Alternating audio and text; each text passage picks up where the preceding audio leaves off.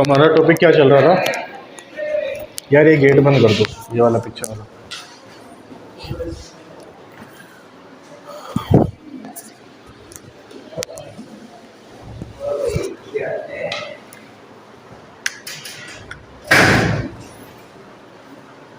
Photo respiration चल रहा था ना।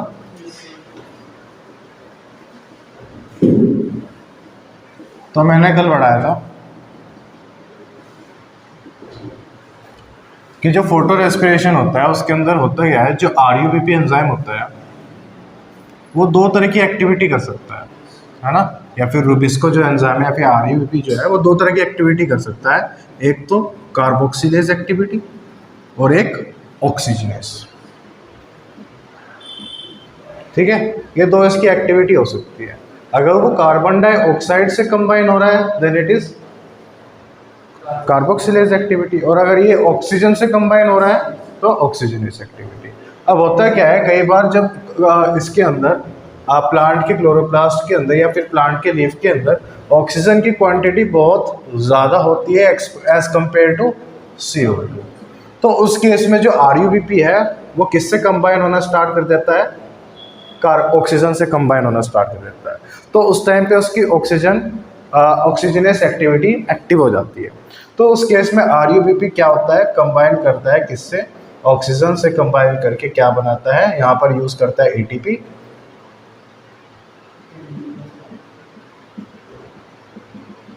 और यहाँ पर क्या बनाता है 2PGA और 3PGA, फॉस्फोग्लिसरेट एंड फॉस्फोग्लाइकोलेट, दो कंपाउंड यहाँ पर बनाता है। और यहाँ पर क्या है, कुछ ऐसा कंपाउंड नहीं बन रहा जो हमारे पास यूजफुल है। ठीक है, और ऊपर से यहाँ पर ATP और NADPH का लॉस अलग हो रहा है, एनर्जी का अलग से लॉस हो रहा है, तो इसे हम क्या बोलते हैं? वेस्टफुल प्रोसेस बोलते हैं। इसमें मैंने 3-4 लाइनें लिखवा भी दी थी मेरे ख्याल से, और ये वाली इक्वेशन भी शायद लिखवा दी थी ये वाली इक्वेशन। तो इसके बाद एक क्वेश्चन डालो, एक क्वेश्चन लिखो इसके बाद, why photorespiration,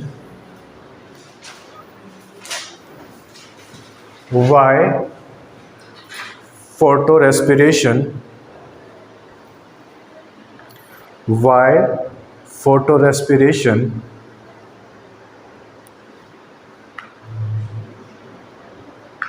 is considered as double wasteful process।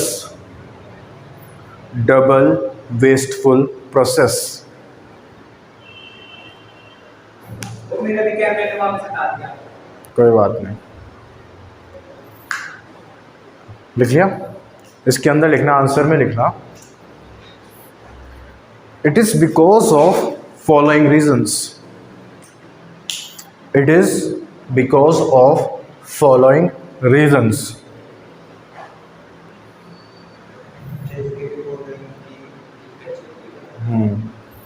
It is because of following reason. इसमें लिखना, first, there is no sugar formation,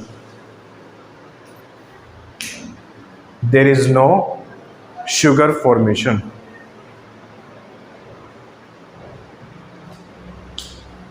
there is no sugar formation. Next point, second लिखना, there is the loss of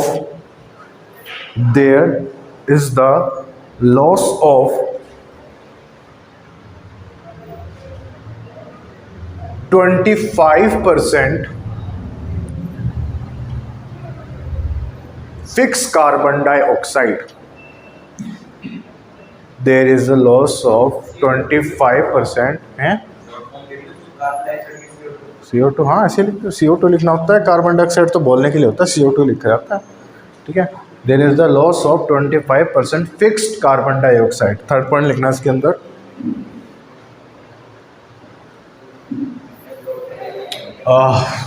third point होगा इसका, there is the loss of ATP, there is the loss of ATP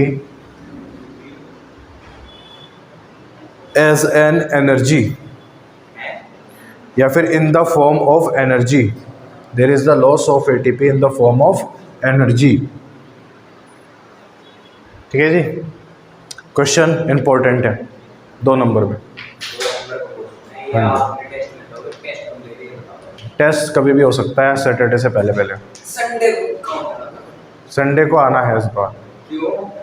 Monday की छुट्टी थी, Tuesday की भी छुट्टी थी, कल का हो सकता है छुट्टी हो, तो इसलिए कुछ हो सकती है, इसलिए संडे को तो क्लास होगी 101%।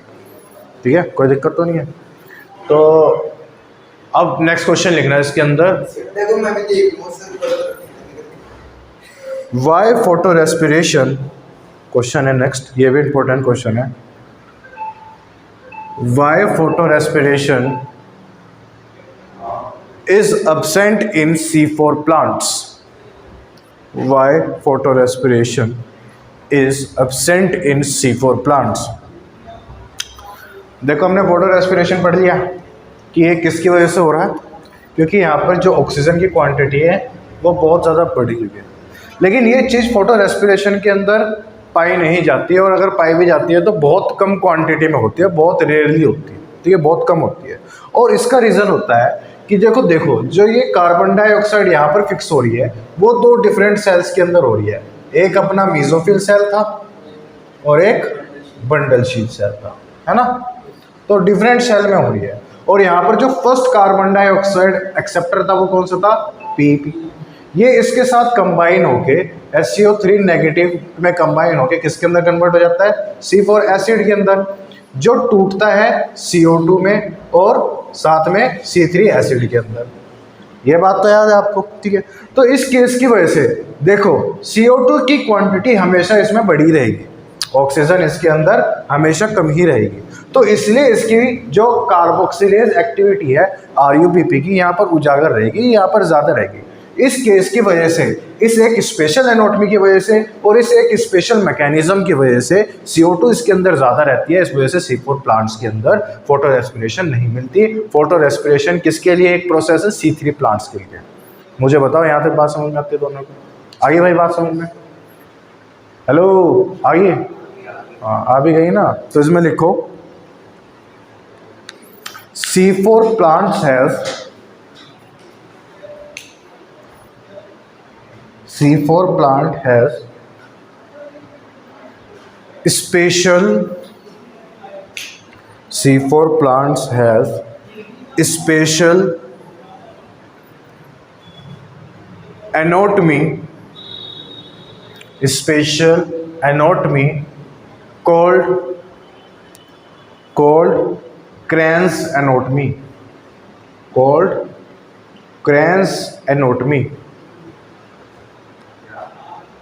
Crane's anatomy।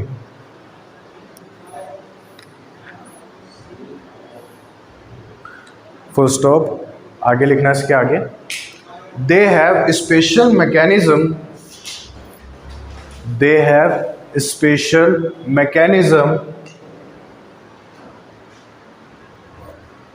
because of which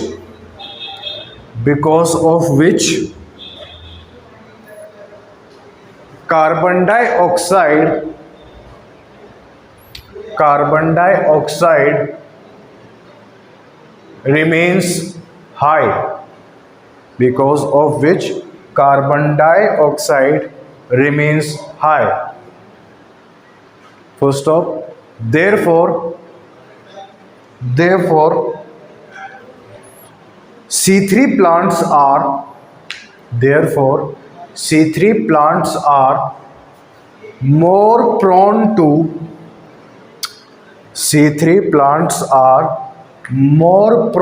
to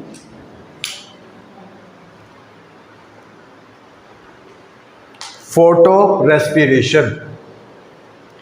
C3 plants are more prone to photorespiration as compared to C4 plants, लिख लिया। नेक्स्ट इसके बाद क्वेश्चन लिखना, सब अब मैं क्वेश्चन के फॉर्म में करा रहा हूँ, जो टॉपिक्स बच गए हैं, है ना। मैं इसके बाद में what are the different factors affecting, what are the different factors affecting photosynthesis, affecting photosynthesis। देखो एक और चीज़ आती है इसके अंदर, फोटो रेस्पिरेशन के अंदर, कि ये जो हमने जो बनाया है कंपाउंड 2PGA 3PGA, उसको दोबारा से RUBP को रिजनरेट कैसे करते हैं, वो अगर आपके स्कूल में कराएंगे, आपके तो नहीं, आपके अगर स्कूल में कराया जाएगा तो मुझे बता देना, तब मैं कराऊंगा उसको। वैसे वो कोर्स के अंदर नहीं है। दूसरा है कैंप पाथवे, अगर कैंप पाथवे भी आपके स्कूल में कराया तो मुझे बता देना, तभी मैं कराऊंगा, अदरवाइज़ नहीं कराऊंगा, क्योंकि उससे क्वेश्चन नहीं आता। ठीक है यार, तो डमी से है ना, तुझे पता कैसे होगा कि क्लास में हुआ नहीं हुआ। एक तो तुझे मैं इतना अंडरस्टैंड करता हूँ, इतना अंडरस्टैंडिंग टीचर कहाँ मिलेगा तेरे को।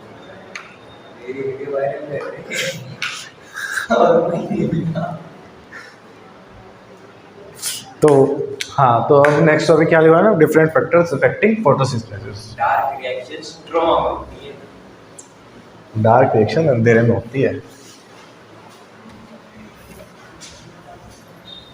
अच्छा, डार्क रिएक्शन, चल तूने क्वेश्चन उठा दिया, तो क्या डार्क रिएक्शन लाइट में होती है, जो लाइट प्रेजेंट होती है? नहीं होती। अगर लाइट मान लो अभी प्रेजेंट है, अभी कोई प्लांट बाहर, जितने भी प्लांट है, तो उनके अंदर अभी मतलब डार्क रिएक्शन नहीं हो रही होगी। गलत, बिल्कुल गलत। मैंने बोला था लाइट, तूने ये बात बिल्कुल सही बोली कि लाइट रिएक्शन जो है इंडिपेंडेंट है। ठीक है, इंडिपेंडेंट है, तो इसलिए तो इंडिपेंडेंट है डार्क रिएक्शन लाइट रिएक्शन से, क्योंकि लाइट हो ना हो डार्क रिएक्शन हो रही होती है।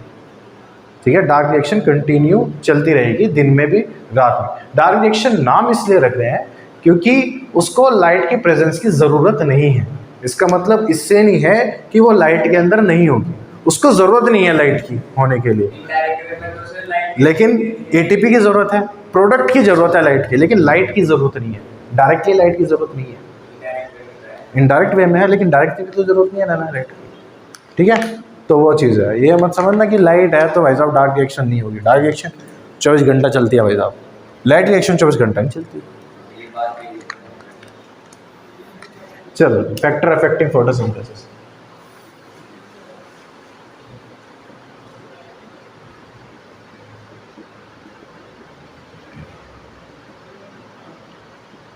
Very important topic, very very important. ठीक है, तो इसके अंदर फर्स्ट आता है लाइट। देखो, जो फोटोसिंथेसिस होती है वो ब्लू और रेड लाइट के अंदर ज़्यादा होती है।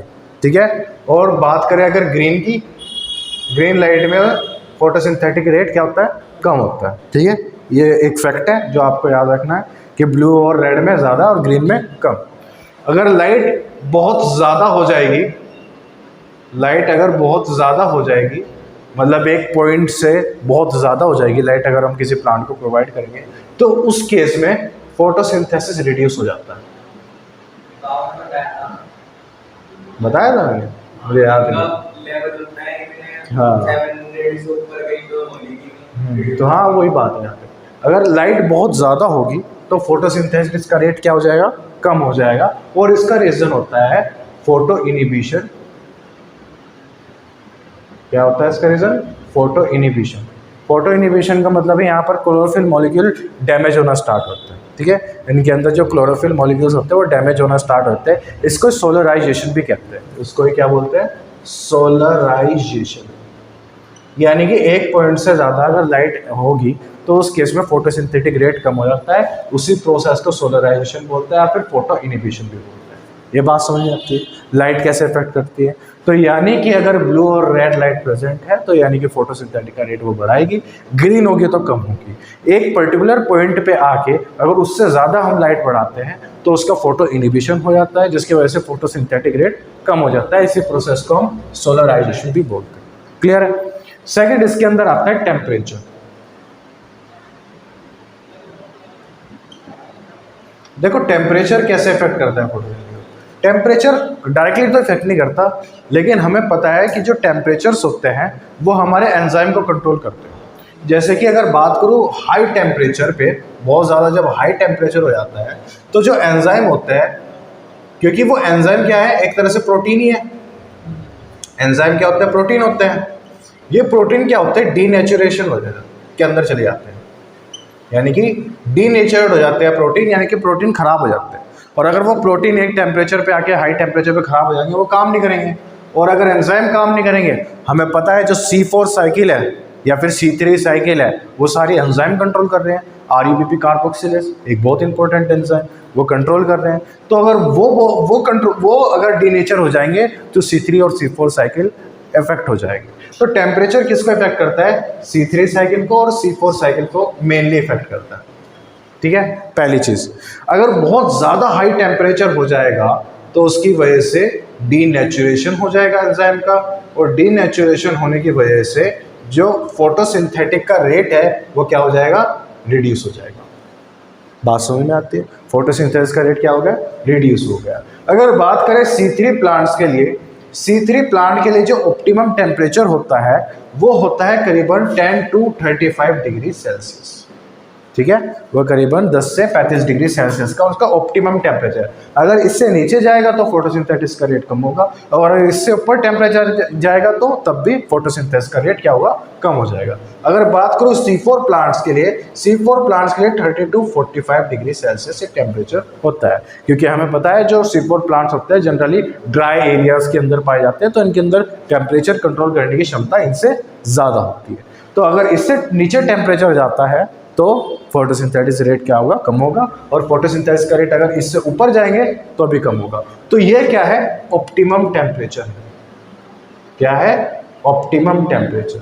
ऑप्टिमम का मतलब क्या होता है, एक ऐसा टेम्परेचर या फिर एक ऐसा लेवल, मान लो एक स्केल है, ये स्केल है, और अगर इसके अंदर कुछ चीज़ काम कर रही है, मान लो एंजाइम इस पर्टिकुलर स्केल के अंदर काम कर रहे हैं, तो इस स्केल को हम ऑप्टिमम बोलते हैं कि ये ऑप्टिमम है।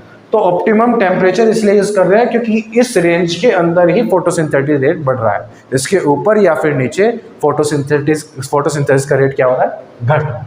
बात समझ में, लाइट और टेम्परेचर कैसे इफेक्ट करते हैं। बात करते हैं, थर्ड आता है CO2, कार्बन डाइऑक्साइड। तो कार्बन डाइऑक्साइड कैसे इफेक्ट करेगा, कार्बन डाइऑक्साइड को ही हम फिक्स कर रहे हैं, कार्बन डाइऑक्साइड को ही हम इस्तेमाल कर रहे हैं और उसको ग्लूकोज के अंदर कन्वर्ट कर रहे हैं, तो पक्का कार्बन डाइऑक्साइड भी क्या हो रही है, इनफैक्ट इफेक्ट करेगी फोटोसिंथेसिस को। जनरली 0.03 to 0.04% एक ऑप्टिमम कार्बन डाइऑक्साइड का लेवल है। इतने परसेंट तक ये अच्छा फोटोसिंथेटिक रेट देती है, इसके बीच में फोटोसिंथेटिक रेट क्या होगा, बढ़ेगा। ठीक है, ये बात समझ में आई।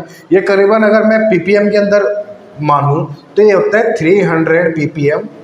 ppm पता है, 400 ppm, पार्ट्स पर मिलियन। केमिस्ट्री के सम बेसिक कॉन्सेप्ट चैप्टर के अंदर पढ़ाया जाता है, पहला चैप्टर क्लास 11। ठीक है, तो जो भी है, ठीक है। तो इतने ppm की बात करो तो इतने रेंज के अंदर हम कार्बन डाइऑक्साइड प्रोवाइड करते हैं, तो फोटोसिंथेटिक रेट क्या होगी, बढ़ेगी।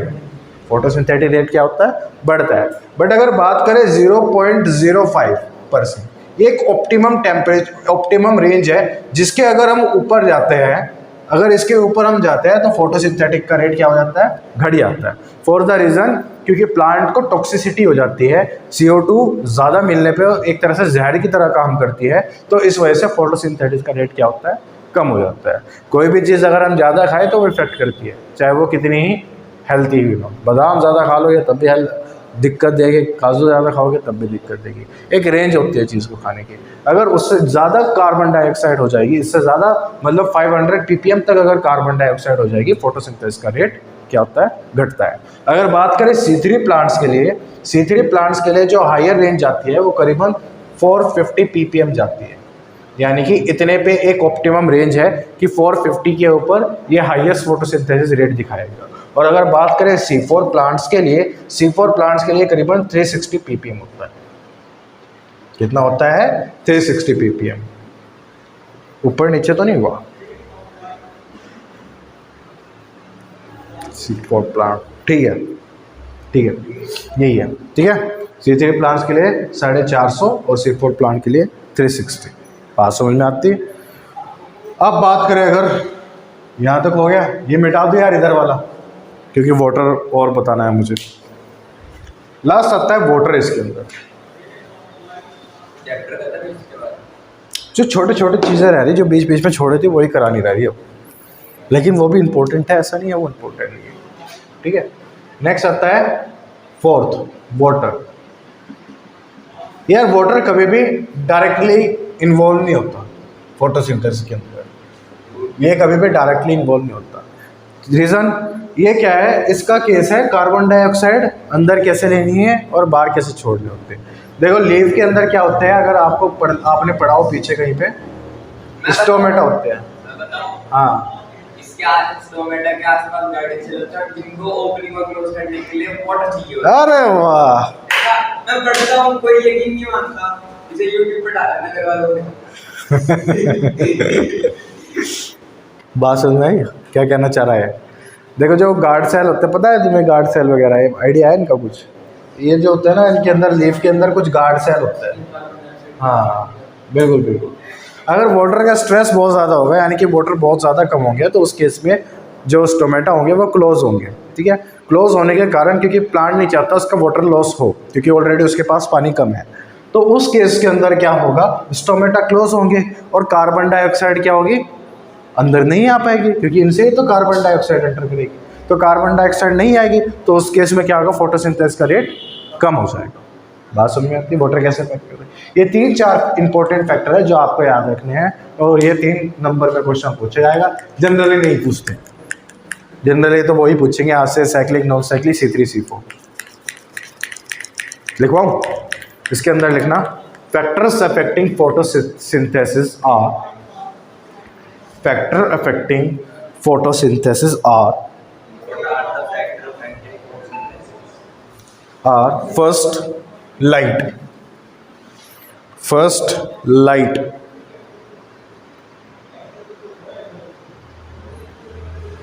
इसके अंदर लिखना,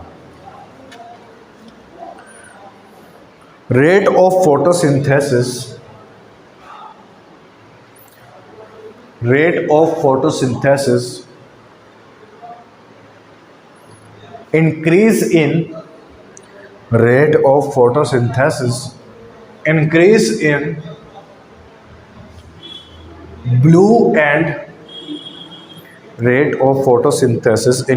in blue and red region और light, blue and red light, या फिर red region भी लिख सकते हो, मर्जी। Full stop. rate of photosynthesis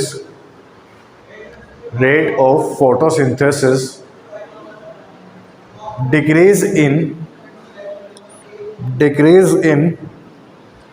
green light, rate of photosynthesis decrease in green light।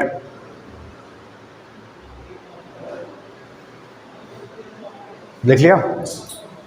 Next one लिखना है इसके अंदर, highlight intensity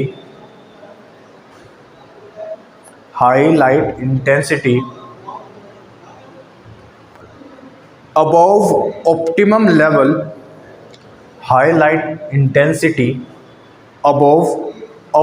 level, decreases photosynthetic rate, photosynthesis या फिर photosynthetic rate due to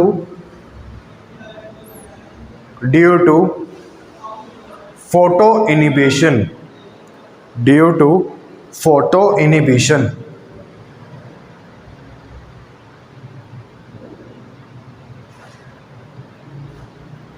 this is called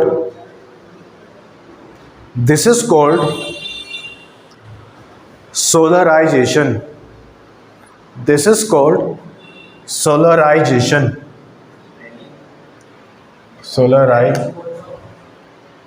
ये देख, सोलराइजेशन। सेकेंड फैक्टर लिखना temperature.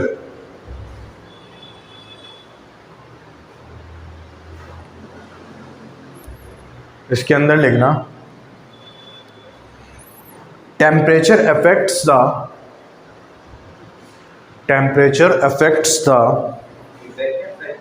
Affect ये वाला enzymatic activity of C3 and C4 cycle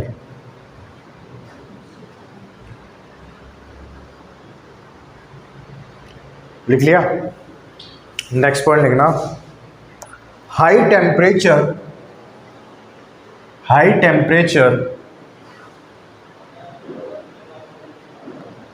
can cause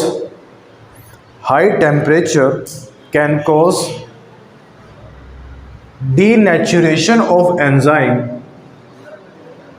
high temperature can cause किसका denaturation का, यानी कि जो ये होता है तुम्हारे एंजाइम होते हैं वो प्रोटीन्स होते हैं, प्रोटीन के बने हुए हैं। जब हाई टेम्परेचर होगा, टेम्परेचर बहुत ज़्यादा हो जाएगा तो वो ख़राब हो जाएंगे प्रोटीन, उनके जो बॉन्ड्स होते हैं वो टूट जाते हैं, प्रोटीन के बॉन्ड जो होते हैं टूट जाते हैं और वो डीनेचर हो जाते हैं। जैसे हमारा एग क्या है, प्रोटीन है, जब हम उसे तवे के ऊपर डालते हैं तो वो पूरा डीनेचर हो जाता है और ऑमलेट के अंदर कन्वर्ट हो जाता है। इसी तरह से अगर टेम्परेचर बहुत ज़्यादा हाई होगा तो इसका क्या हो जाएगा, डीनेचुरेशन हो जाएगा। क्या लिखवाया मैंने,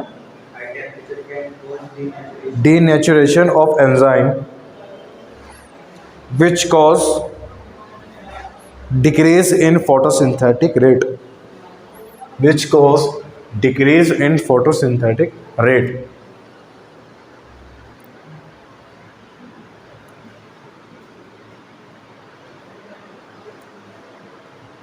Next point, optimum temperature for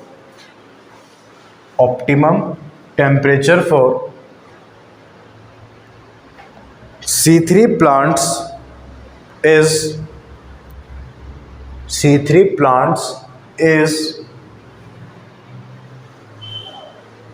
10 to 35 degrees Celsius, 10 to 35 degrees Celsius, and for C4 plant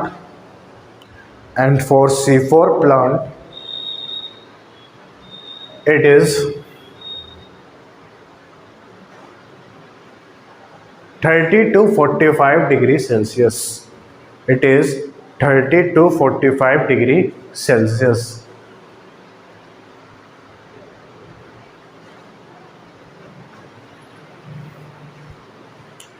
next लिखना carbon dioxide CO2, third carbon dioxide.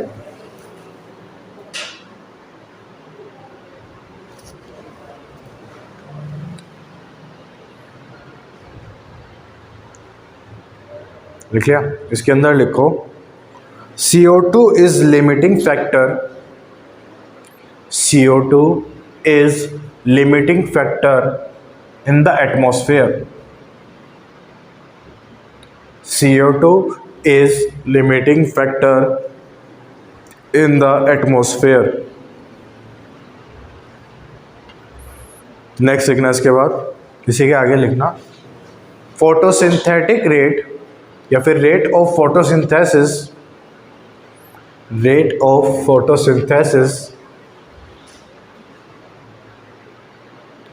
increases between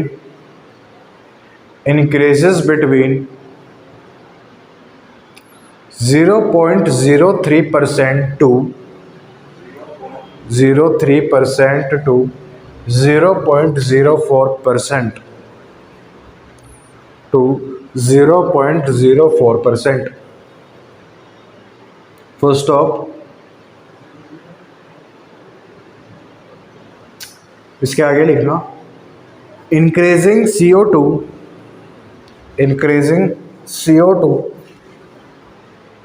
above 0.05%, above 0.05% decreases the rate of photosynthesis, decreases the rate of photosynthesis.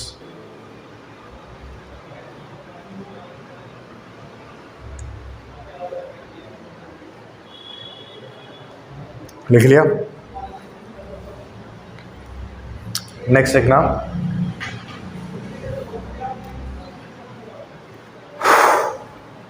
optimum CO2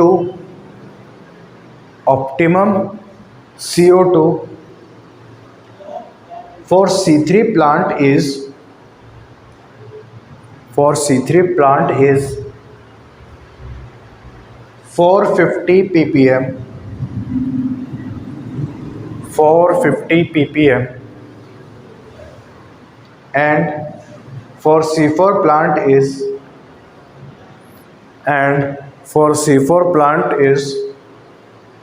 360 ppm 360 ppm।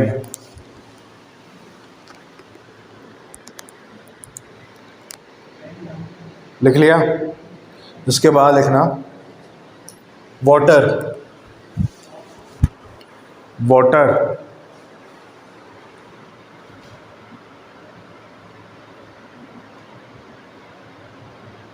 इसके अंदर लिखना during water stress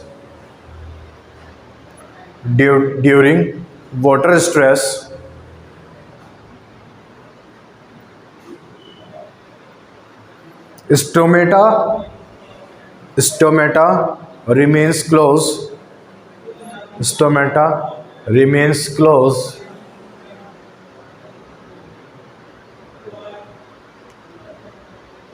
which reduces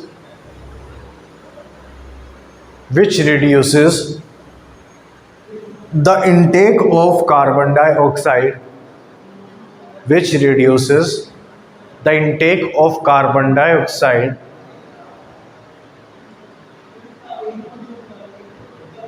and thereby reduces rate of photosynthesis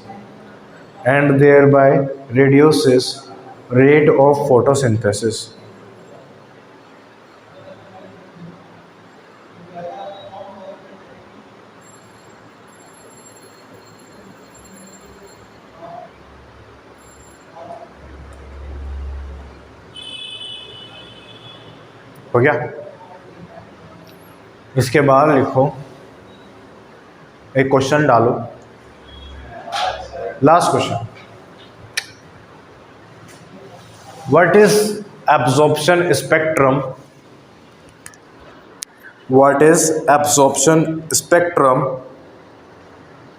and action spectrum? What is absorption spectrum and action spectrum?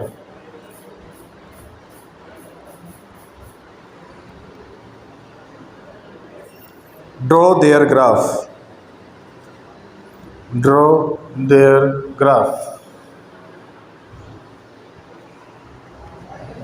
इसके अंदर लिखना, first लिखना absorption spectrum.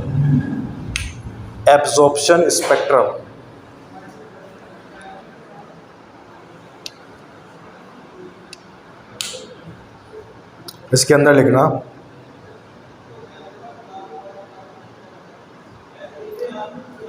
it is the measurement of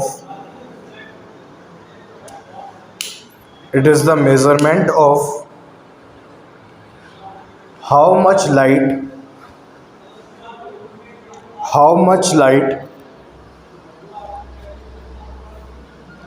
is absorbed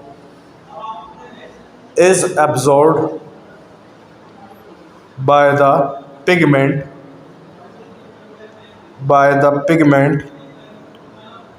at different wavelength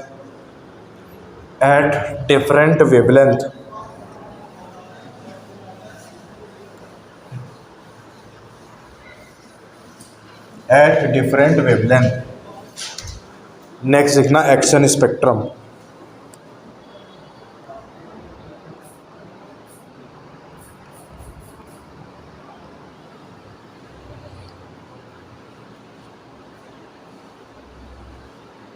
इसके अंदर लिखना it is the graph of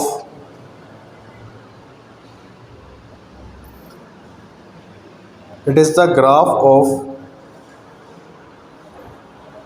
actual rate of photosynthesis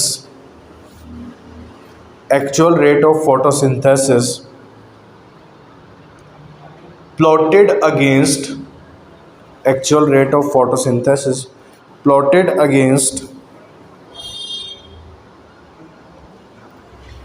wavelength of light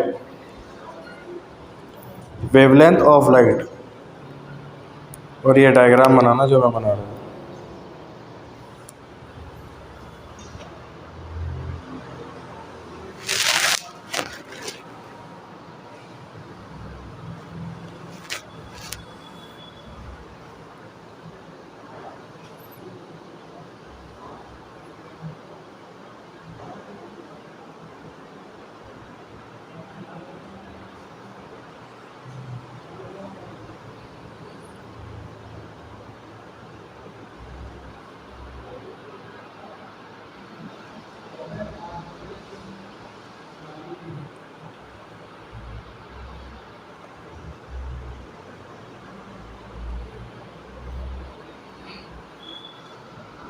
ये वंशिका का जागरण अब तक खत्म नहीं हो रहा क्या? मतलब अभी एक हफ्ते की छुट्टी मारी और अगले एक दिन आगे फिर छुट्टी मार दी। तेरे तो बेस्ट फ्रेंड है, तुझे पता होना चाहिए।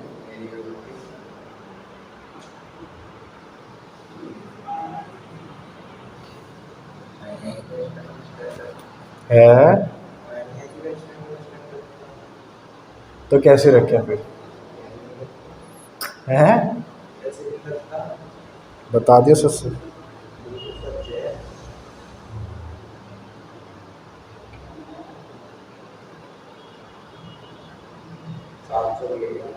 क्या?